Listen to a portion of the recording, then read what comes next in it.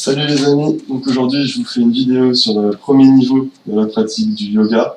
Je vous parle principalement du Kriya Yoga qui est déjà un yoga intégral qui va intégrer on va dire toutes les branches principales du yoga. Simplement pour vous définir un petit peu ce que ça vous apporte et ce que ça vous apporte pas, faire un petit peu la différence entre le yoga et un sport du type par exemple art martial ou renforcement musculaire, ce genre de choses. Ce sont deux choses différentes. Le yoga, c'est plutôt un art de vivre. C'est plutôt comme le nom de cette série l'indique, plutôt un art de vivre heureux, en bonne santé. Donc finalement, ça va ensemble et dans une bonne lucidité, en conscience. Donc finalement, ça nous apporte ça, qui va ensuite, bien sûr, renforcer notre pratique dans tous les sports plus physiques, que ce soit les arts martiaux. Les arts martiaux les plus complets sont ceux qui vont intégrer les aspects du yoga, justement, du self-control, ce qu'ils appellent aussi le yoga interne, à la différence du yoga externe, qui sera plutôt les arts martiaux, donc tout ce qui va vous faire travailler votre souffle, votre équilibre et votre renforcement musculaire, donc le travail vraiment avec le corps. Et principalement, ça va se distinguer, ce qui peut très bien compléter le yoga, ça va être tout ce qui va avoir un rapport avec le VMA max. Donc en gros, c'est votre capacité pulmonaire maximum que vous pouvez atteindre dans des exercices qui font beaucoup travailler votre souffle, que ce soit l'athlétisme ou la plupart des arts martiaux en fait, même que ce soit la boxe ou que ce soit des arts martiaux plus connus, karaté, taekwondo, etc. Donc d'une manière générale, tout ce qui va vous permettre d'atteindre votre volume maximum d'anaérobie, c'est ce qui va compléter le yoga. Le yoga va pas faire travailler le souffle, il va faire travailler tout le reste. Il va faire travailler vraiment votre gestion au niveau des émotions, qui va en fait, comme on va le voir, vous donner de l'énergie. Donc, dans le yoga, il y a énormément de branches. Le yoga, c'est une science qui a plus de 4000 ans, donc qui a fait ses preuves, c'est une science qu'on peut qualifier d'immortelle, c'est une des seules sciences qui a traversé le temps comme ça. Elle a défini plusieurs niveaux, si vous voulez, déjà d'hygiène, d'alimentation, de choses qui vont nous fournir de l'énergie. Dans une vidéo précédente, j'ai déjà commencé à les introduire. Dans celle-ci, je voulais faire un point. Donc, d'une manière générale, ce qui va vous permettre de vivre heureux, c'est d'être en bonne santé, c'est-à-dire d'avoir une bonne énergie. Et ça, c'est ce qui va vous permettre ensuite d'avoir un état de conscience supérieur, plus large, donc une meilleure lucidité. C'est ce qui vous conduit progressivement vers la supraconscience. Ce qu'on va voir, c'est qu'il y a plusieurs choses à savoir, c'est comme une roue, si vous voulez, sur laquelle il y a plusieurs axes sur lesquels il faut travailler en même temps pour pouvoir atteindre cet idéal-là, donc de bonheur et de conscience. Donc pour vivre en conscience, il faut déjà connaître les différentes énergies, les différents types d'alimentation qui vont nous donner ce bonheur finalement, qui vont nous permettre d'atteindre ce stade de conscience, cette qualité de conscience. Donc dans un premier temps, j'avais défini le souffle. C'est la première chose, première énergie qui nous nourrit, c'est le souffle. Donc ça, on peut facilement vérifier puisque c'est la première chose qui fait que si on s'en passe, on disparaît. Donc il y a le souffle, ensuite il y a l'eau, ensuite il y a l'alimentation et le sommeil, qui sont à peu près, on va dire, équivalents en termes de si on s'en passe, à quelle vitesse on dépérit. Ensuite, il y a aussi l'émotion. Donc c'est sur ça qu'on va travailler notamment avec le yoga, puisqu'aujourd'hui, au niveau des sciences, on se rend compte que quand on est en paix, quand on est en joie, en amour, on crée tout un tas de processus dans notre corps qui nous régénèrent. À l'inverse, quand on est stressé, donc le moindre stress nous conduit progressivement vers une dépression plus ou moins avancée, parce que c'est une dépression, c'est un stress trop grand qu'on n'arrive pas à gérer tout simplement, puisqu'on n'arrive pas à gérer nos émotions. C'est ce que nous apprend à faire le yoga. Quand on est en stress, on crée notamment de la cortisone, on crée énormément de toxines dans notre corps qui sont des poisons. Il faut savoir par exemple qu'il y a eu des études qui ont été faites, 15 minutes dans un corps d'une personne qui s'énerve crée assez de poison pour tuer un lapin.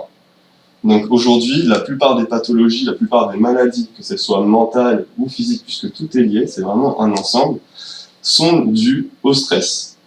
Et principalement, si on va plus loin, au stress qui n'est pas géré, au stress qui n'est pas compris et dépassé. C'est ça que nous permet de faire le yoga en travaillant sur toutes ces énergies en même temps. Si vous avez un environnement sain, le stress ne vous atteint pas. Donc, dans un premier temps, on a pu le voir, le souffle. Être conscient de son souffle, respirer en conscience et d'une manière générale de faire des choses en conscience nous donne un maximum d'énergie de par ce qu'on est en train de faire. Si on mange et qu'on fait attention au goût de notre nourriture, qu'on prend le temps de la savourer, qu'on prend le temps de la mâcher, on va faciliter la digestion, on va gagner de l'énergie. Le simple fait de l'apprécier va générer davantage d'énergie, notamment davantage de satisfaction qui est une émotion qui va aussi créer de l'énergie, et nourrir notre corps et notre esprit. Donc, dans un premier temps, il y a le souffle. C'est une des premières choses qu'on va étudier dans le yoga, d'avoir un souffle profond. On a tendance aujourd'hui, à cause du stress, à cause d'un rythme trop soutenu, à respirer beaucoup trop rapidement par rapport à ce qu'on devrait. Donc ça, il y a eu beaucoup d'études qui ont été faites, et on s'est rendu compte qu'on pouvait soigner des tas de pathologies, même des choses qui tenaient de l'ordre du cancer, simplement en apprenant à respirer correctement. Donc le principe, c'est assez simple, c'est à peu près 3 secondes d'inspiration, ensuite 3 secondes de rétention d'air, 3 ou 4 secondes de rétention d'air, et ensuite 3 secondes d'expire. Le principe de base, c'est de prendre, déjà, de remplir totalement nos poumons, du bas vers le haut, de garder l'air ensuite aussi longtemps qu'on est à l'aise avec le fait de le garder, de prendre l'habitude de rester au max pour en extraire le maximum d'énergie, et ensuite de le relâcher, de le laisser partir tranquillement. Donc ça, si vous voulez, dans la gestion du stress, le simple fait de prendre une bonne inspiration, ça peut vous permettre de chasser énormément de négativité, de stress, même de colère. Faites l'expérience un jour quand vous êtes vraiment énervé, de prendre une bonne inspiration, vous verrez comment ça vous libère totalement de cette émotion-là. Ensuite, une technique de souffle, on va dire, pour vraiment se concentrer sur son souffle et en tirer le maximum en termes de gestion de stress, c'est de prendre à l'inspire des petits appels d'air très rapides, dans le genre.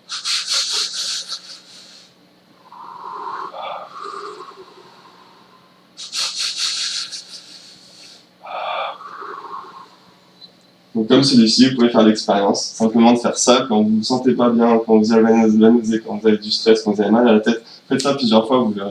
La deuxième alimentation, c'est l'eau. Avoir une eau de bonne qualité. Dans une autre vidéo, je vous ai montré comment on peut très facilement, avec 2 bouchons, créer un dynamiseur d'eau. Donc si vous regardez la précédente vidéo qui parlait du Covid, puisque je l'avais attrapé et j'en ai guéri très rapidement, finalement, en 3 jours, j'en ai été guéri par justement le fait de travailler sur tous ces points-là, de toutes ces différentes énergies, d'emmagasiner un maximum d'énergie m'a très rapidement libéré en fait de ma maladie. Donc le deuxième, c'est l'eau, d'avoir une eau de bonne qualité, une eau de source, et si possible la dynamiser, ce qui lui permet de récupérer sa vitalité. Ça s'appelle aussi vitaliser son eau. Ça vous donne beaucoup plus d'énergie, sachant que c'est la deuxième forme d'alimentation la plus importante. Ensuite, on a vu le sommeil. Le sommeil, ce qu'il faut savoir, c'est qu'on a un rythme biologique à l'intérieur de nous qu'on appelle le rythme circadien. Donc le rythme circadien, le principe, c'est de se lever aux effets émérites, c'est-à-dire quand le soleil se lève. Quand il commence à faire jour, c'est le bon moment de se lever. Quand le soleil se couche, l'idée, c'est de se coucher 1 heure, 2 heures après. Donc, une journée à peu près idéale, ce sera à peu près 7 heures du matin, et se coucher à 23 heures, maximum, on va dire minuit, minuit 30. Il faut savoir dans ce rythme-là, dans ce rythme donc circadien, à 1h30, 2h du matin, il se déclenche un pic de mélatonine dans notre cerveau qui déclenche une substance qui nous fait rêver. Alors, quand on rêve, quand on passe dans cet état de rêve, on récupère une autre forme d'énergie qu'on récupère sur un autre plan de conscience où on se trouve quand on rêve et qui nous vitalise aussi. Le fait de faire des rêves lucides, par exemple, ça donne énormément d'énergie. Donc, si vous voulez vous intéresser à ça, c'est pas très difficile de le développer. Ça peut nous permettre de découvrir des tas de choses sur ce plan qui sont des plans de création qui nous permettent de résoudre énormément de choses, notamment quand on travaille dans des domaines créatifs. Ça nous permet de créer des choses très facilement. Donc ensuite, il y a aussi l'alimentation, on va dire naturelle, matérielle, donc tout ce qui va être de l'ordre de l'alimentation journalière. Ce qui va être important, c'est de manger au plus fluide, c'est-à-dire de faciliter la digestion à notre organisme. Donc tout ce qui va passer par des soupes, par exemple, ou par des pâtes, sont très faciles à digérer quand vous mangez des fruits ou des légumes. Si vous pouvez les bouillir, ça facilite le transit. Donc quand vous êtes malade, par exemple, pensez à ce genre de choses. Tout ce qui va être aussi tisane, tout ce qui va être miel, propolis et gelée royale, par exemple, c'est des choses qui peuvent énormément vous aider. Après, renseignez-vous, il y a beaucoup de choses qui peuvent vous aider à récupérer. Il y a beaucoup dans l'ordre de l'aromatique, de l'ayurveda, des plantes qui peuvent vous aider à récupérer. Par exemple, je peux vous conseiller de prendre plutôt du guarana en poudre dans votre eau le matin, mettre un peu de sirop pour que ce soit plus facile à boire, plutôt que du café. Ça va vous donner beaucoup plus d'énergie qui va durer plus longtemps et ça va vous faire le plein d'antioxydants en fait, qui va booster votre organisme aussi. Ça va vous donner à la fois de l'énergie puisque c'est comparable au café, le guarana, et à la fois ça va vous donner beaucoup d'antioxydants, ce que le café ne vous donne pas, du fait qu'il est torréfié notamment. Il s'avère même un petit peu cancérigène, donc il va annuler une partie de ses effets.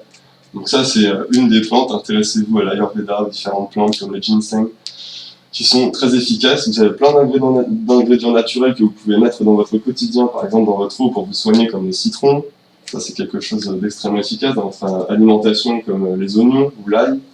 Il y a énormément de choses là-dessus. Je ne vais pas rentrer dans tout le détail, mais par exemple, dans le cas du Covid, tout ce qui peut être intéressant, c'est tout ce qui est de nature à travailler sur le système respiratoire. Donc, vous avez énormément. L'eucalyptus, par exemple, c'est un des plus conseillés. Bien sûr, on peut revenir toujours sur le citron, à mettre dans votre eau. Le miel, donc comme on a défini aussi, il y a 3 types de miel qui sont intéressants puisqu'ils sont antiseptiques naturels, extrêmement puissants.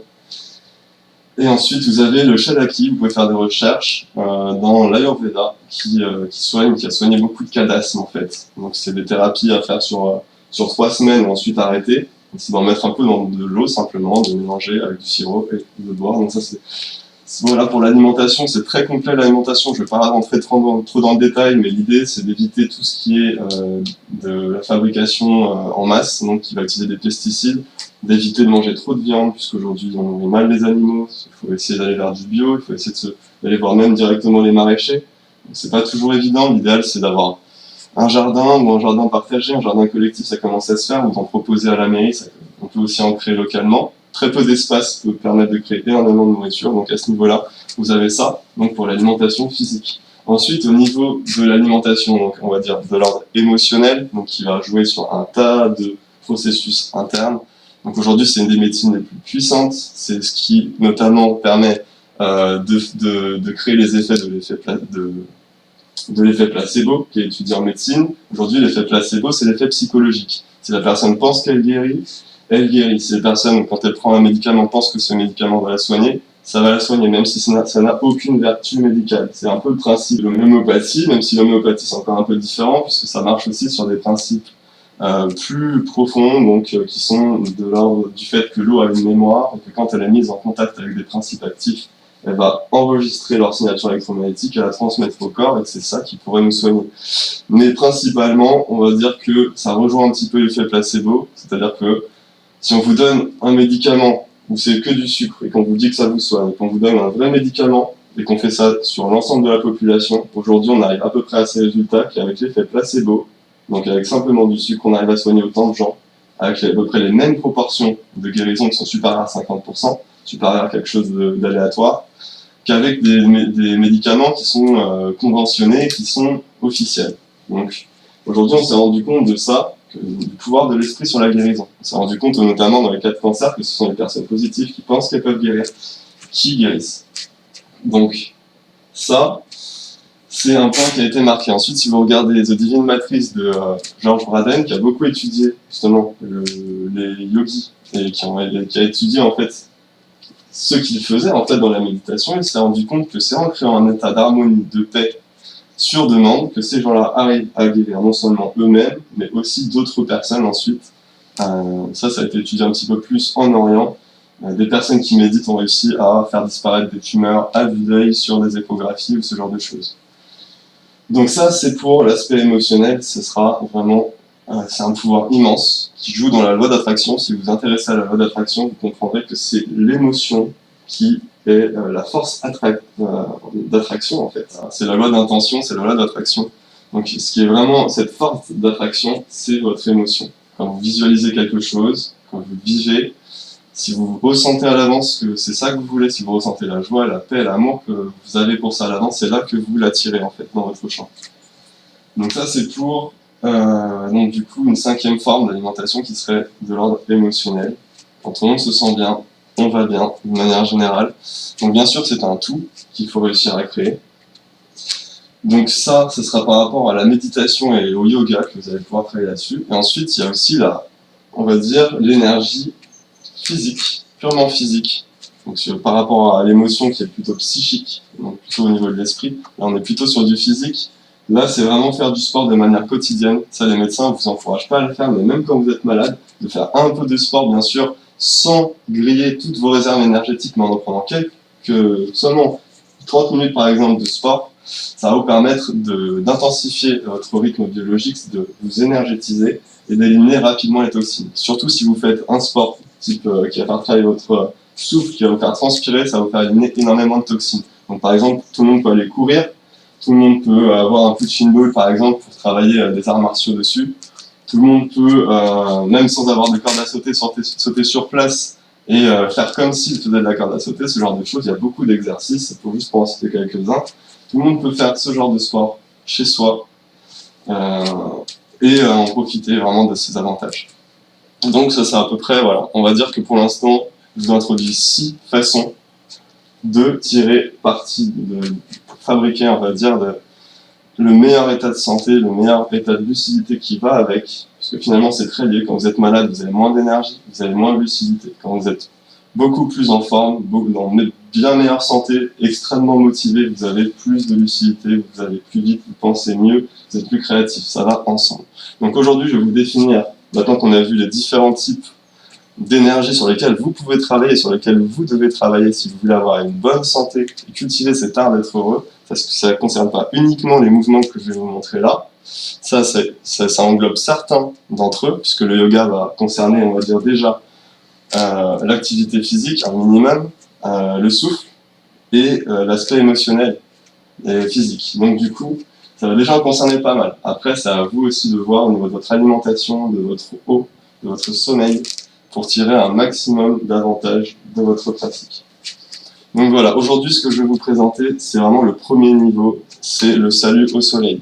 Donc en fait, ça va marcher à la fois avec des mouvements et des mantras. Les mantras, c'est simplement des suggestions qu'on va envoyer dans notre subconscient pour travailler avec lui, qui vont nous permettre de nous connecter à certaines idées, de travailler sur une certaine symbolique, de nous connecter à certaines émotions qui vont nous guérir. Et c'est en créant ce contact avec ces différentes idées qu'on va créer à l'intérieur de nous un espace qu'on pourra retrouver quand on veut, quoi qu'il arrive dans notre vie, pour créer de la paix, de l'harmonie, quoi qu'il arrive, et nous libérer totalement du stress et de toutes les pathologies et toutes les choses négatives qui peuvent aller avec, comme le fait simplement de se faire manipuler par notre stress, ce genre de choses. Quand on est stressé, on prend des mauvaises décisions, on va avoir des mauvaises choses. Quand on est en harmonie, on attire les bonnes personnes, les bonnes choses, les bons événements, les bonnes opportunités dans notre vie pour aller vers ce qu'on veut.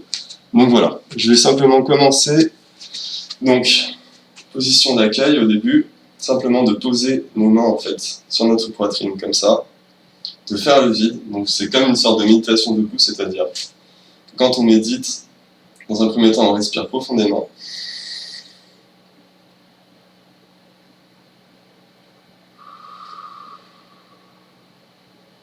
On se concentre aussi sur ce qui se passe à l'intérieur, on oublie tous nos soucis, tout notre quotidien, le temps disparaît, il n'y a plus de temps, il n'y a que ici maintenant. Et ce qui se passe à l'intérieur de moi. J'arrête le temps et je me tourne vers l'intérieur. Je ressens ce qui se passe quand je mets mes mains ici et que je détends mon corps, mon esprit. Une autre forme d'énergie que je n'ai pas définie, c'est effectivement le mental. Le mental, avec la digestion, ce sont les deux processus qui prennent le plus d'énergie dans notre vie. Donc le fait de faciliter notre digestion, ça nous donne énormément d'énergie. Le fait de ne plus penser inutilement et de prendre le contrôle de notre esprit, de savoir le mettre sur pause, c'est un moyen extrêmement efficace aussi de se charger en énergie. C'est aussi un des principes de la méditation qui va non pas travailler seulement sur le psychisme et les émotions, mais aussi sur les pensées, pour les aligner en fait. On crée un vide où on aligne en fin de compte notre pensée sur nos émotions. Et à force d'écouter ce qui se passe à l'intérieur de nous, non seulement on finit par comprendre qui on est, ce qu'on veut véritablement, et ne plus se laisser manipuler, influencer par des choses qui ne sont pas réellement à nous et que la société nous vend. Et à force d'écouter ces émotions, d'arriver à comprendre ce langage, à développer ce langage avec nous-mêmes et de trouver progressivement en nous à la fois un havre de paix et une école qui nous apprend comment vivre heureux en fin de compte. C'est ce qu'on appelle ensuite l'intuition. simple fait de pouvoir décoder nos émotions. C'est ce qu'on va appeler l'intuition. Ça mène vers l'empathie, la capacité aussi à décoder les émotions des autres, qui mène aussi vers la télépathie ensuite. C'est ce que font les mentalistes, d'arriver à décrypter ce que pense quelqu'un à travers ce champ d'émotions, en fait, ce champ de conscience, qui finalement ne forme qu'un tout. Nos pensées, nos émotions sont liées. Si vous êtes capable d'arrêter vos pensées et ensuite de les créer seulement par rapport à ce que vous voulez, notamment en utilisant la PNL, c'est-à-dire les mantras et la suggestion pour dire par exemple je veux ci, c'est ça que je veux, et je vais y arriver en étant positif, en vous concentrant que sur votre essentiel. C'est ça qui va vous permettre de vous sentir bien dans votre vie et de chasser tout ce qui n'est pas à vous, tout ce qui ne vous concerne pas. Donc dans un premier temps, c'est de mettre sur pause nos pensées en nous mettant dans un état d'écoute totale sur ce qui se passe à l'intérieur. Et là, on se rend compte qu'on se sent bien instantanément. Ça, on peut le créer quand on veut. C'est une question de pratique, c'est comme n'importe quel art. Ça se pratique avec le temps et c'est pour ça que le salut au soleil va vous permettre de côtoyer cette émotion, cette harmonie, et progressivement vous ouvrir vers cette expérience. Donc au début, maintenant je vais arrêter un peu de parler, je vais simplement vous présenter cet exercice-là. Au début, donc, on fait le vide, on respire profondément et on se concentre uniquement, on écoute ce qu'on ressent à l'intérieur. On peut fermer les yeux si c'est plus facile pour nous au début. Le but c'est de faire ça jusqu'à qu'on arrive déjà à se sentir bien.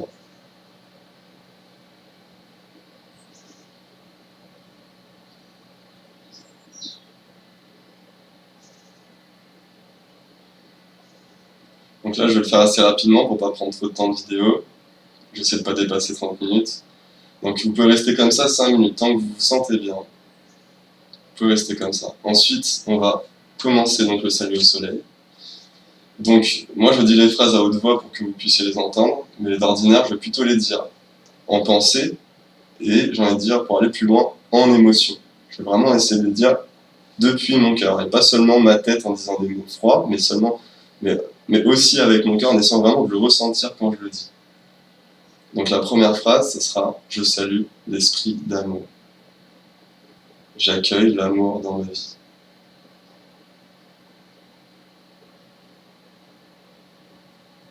Essayez de ressentir en même temps que vous le dites.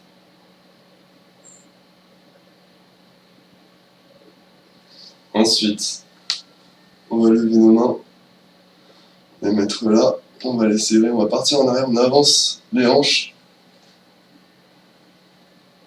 Je salue l'esprit du changement, j'accueille le changement dans ma vie, je m'adapte et j'évolue.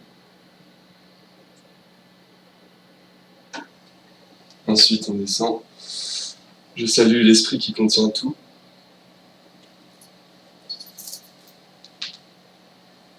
Et qui unit toute vie.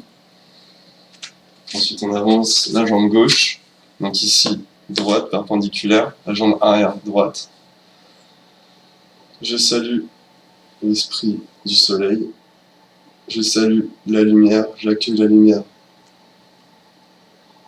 dans mon être et dans ma vie. Ensuite, on va poser le genou arrière. On touche les mains au sol et on regarde tout en haut. Restez toujours concentré sur ce que vous ressentez et sur une respiration lente. Ensuite, on se met comme ceci.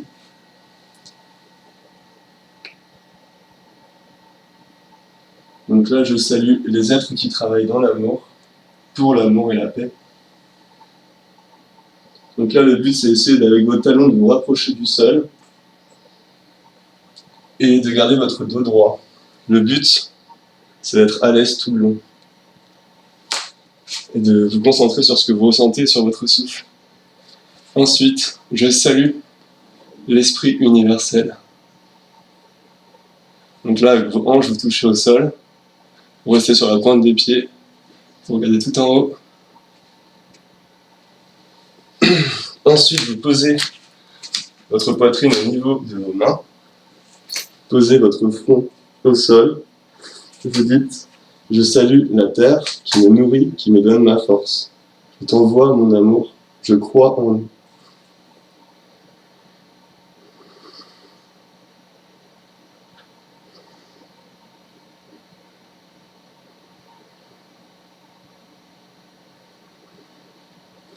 Donc là, essayez d'imaginer la Terre et de ressentir son contact. Essayez d'envoyer votre amour vers elle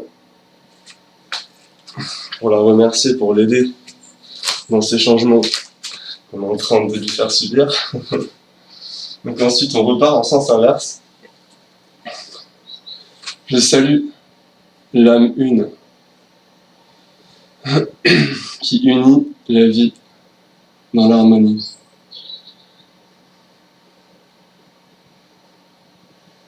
J'accueille l'harmonie dans ma vie. Ensuite, on repart donc comme ceci. Je salue les êtres qui s'éveillent, qui vivent en conscience, pour libérer tous les êtres.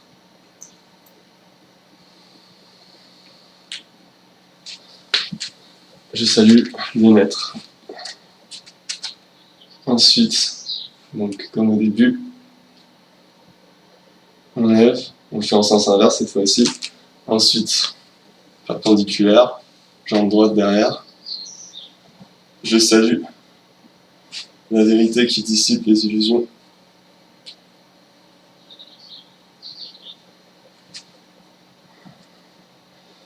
J'accueille la vérité dans mon être et dans ma vie. Je salue les gourous qui ont atteint l'unité pour libérer tous les êtres.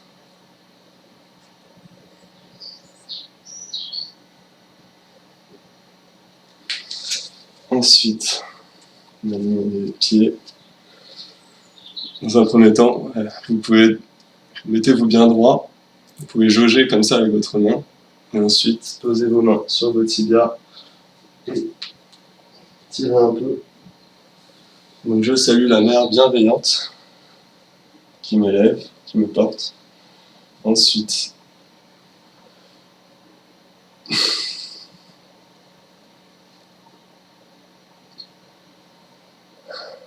donc là, vous pouvez mettre vos mains en triangle comme ça. Je salue celui qui est la cause de toute splendeur. Ensuite, vous pouvez descendre.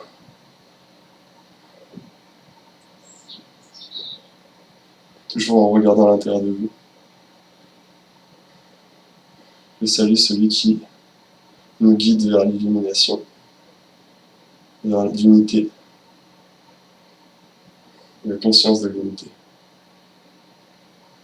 Et là, ici, vous pouvez profiter de ce moment pour dire quelques mantras ou prier, faire une demande. Le plus important, c'est de rester concentré sur votre harmonie. C'est ça qui va faire que ça va avoir une incidence. Par exemple, que l'amour soit dans tous les cœurs, que la paix soit entre tous les mondes. Que l'amour soit entre tous les mondes, que la paix soit dans tous les cœurs de la vie.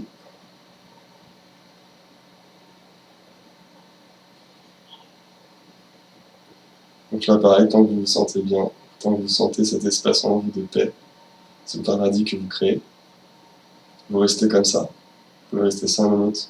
De la même manière quand vous étiez par terre avec la terre, vous pouvez rester 5 minutes, et au tout début aussi, quand vous ouvrez, que vous parlez à l'esprit d'amour, pour rester 5 minutes. Tant que vous ressentez cet amour-là, vous pouvez tenir une pause. L'important, c'est de créer ce contact avec votre cœur, en fait, avec votre âme, votre psychisme, en fait. Ce qui vous permet d'arrêter vos pensées, de les aligner avec ça, de commencer à réfléchir sur un espace de conscience un peu supérieur. On va dire que c'est le premier niveau d'une supraconscience. D'arriver à la conscience de l'âme, penser avec le cœur et la tête, non plus seulement la tête. Ensuite, ce qu'on appelle l'illumination à la fin, c'est d'arriver à un espace encore supérieur. Donc nos yeux ordinaires ne peuvent pas le voir puisque nous voyons sur un champ de perception, si vous voulez, sur une certaine longueur d'onde. Et en fin de compte, si on pouvait voir plus loin, donc ceux qui sont voyants, ceux qui sont clairvoyants peuvent voir qu'autour du corps humain, il y a une aura lumineuse qui entoure le corps, qui entoure la tête, et ici un tunnel, si vous voulez, lumineux, qui monte, qui nous relie à la conscience de l'unité, c'est-à-dire d'où on vient, et là on retourne ensuite. Et de notre vivant, on peut accéder à cet état de conscience, c'est ce qu'on appelle la supraconscience. D'accéder à un espace dans lequel les lois sont du niveau, on va dire, quantique. où toute information est présente en tout lieu.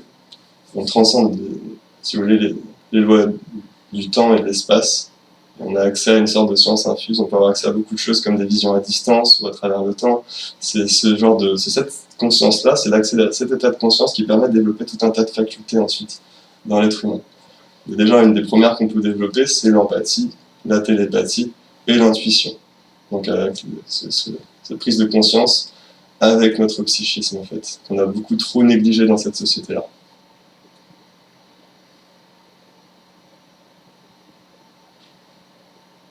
Donc pour terminer, le salut au soleil, terminez toujours par une méditation. Donc le principe est assez simple. Donc vous pouvez mettre vos genoux simplement comme ça, en taillard. Donc l'important c'est de se mettre droit. Quand vous êtes droit, votre énergie circule mieux. Vous pouvez le faire déjà quand vous êtes en méditation, mais d'une manière générale, quand vous faites votre yoga et dans votre journée, que vous soyez assis, debout, prenez toujours conscience de votre colonne vertébrale pour bien mettre votre poids vraiment en haut, au niveau de votre nuque, pour être bien droit. Même quand vous vous penchez, essayez de rester toujours droit. Ça vous permet d'avoir un meilleur flux énergétique, justement, une meilleure énergie. Ça fait encore partie des différents niveaux d'énergie qu'on peut travailler.